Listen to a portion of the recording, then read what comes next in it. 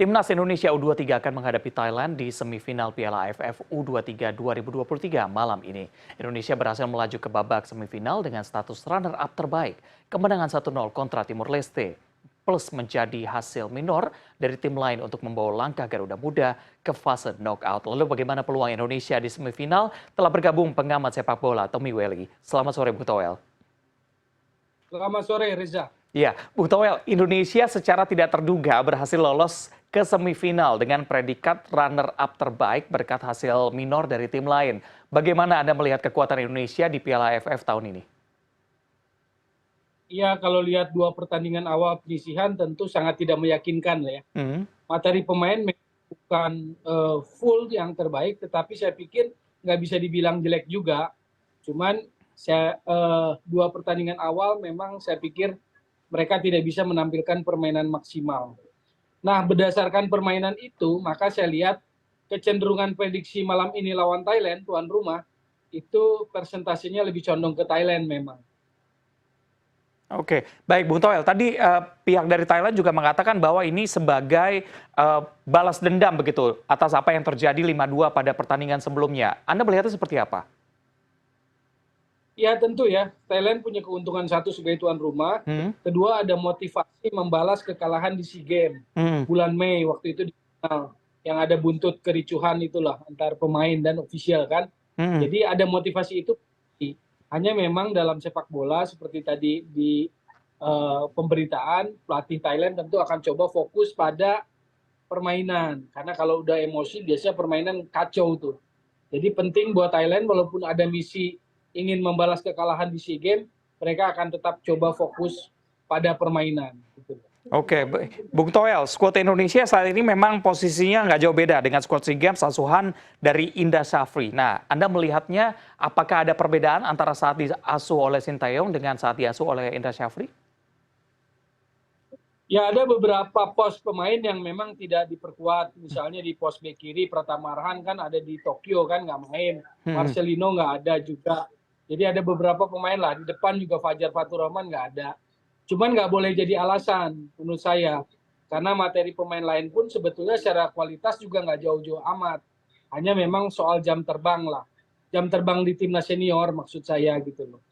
Nah jadi saya pikir kalau ukurannya adalah kalau mengacu pada hasil di penyisihan lawan Malaysia kalah 1-2 dan menangnya cuma 1-0 dari Timor Leste, memang tidak meyakinkan.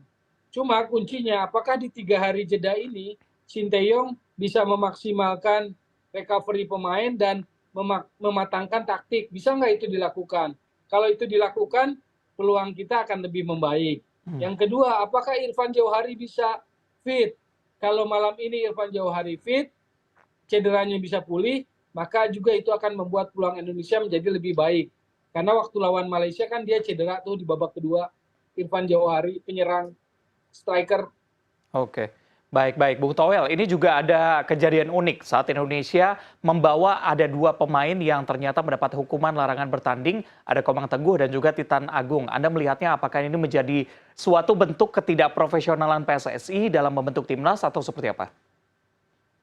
Ya betul, saya pikir PSSI maupun manajemen pengelolaan timnas keteledoran ya, kecerobohan bahwa 2 pemain yang disanksi dibawa dan akibatnya rugi toh. Berakibat fatal, nggak bisa dimainkan gitu loh. Jadi ini adalah tamparan keras buat BTN sebagai badan tim nasional, manajemen pengelolaan tim nasional, buat PSSI agar lebih cermat dalam hal legal, dalam hal regulasi pemain, terutama yang terkait sanksi pemain gitu loh. Oke, Bung Toel, yang cukup menarik adalah ini ada sejumlah klub yang justru memilih untuk nggak melepas pemainnya dalam gelaran Piala AFF U23 pada kali ini. Anda melihatnya gimana? Iya, semuanya punya alasan. Klub punya dalih, bukan agenda FIFA.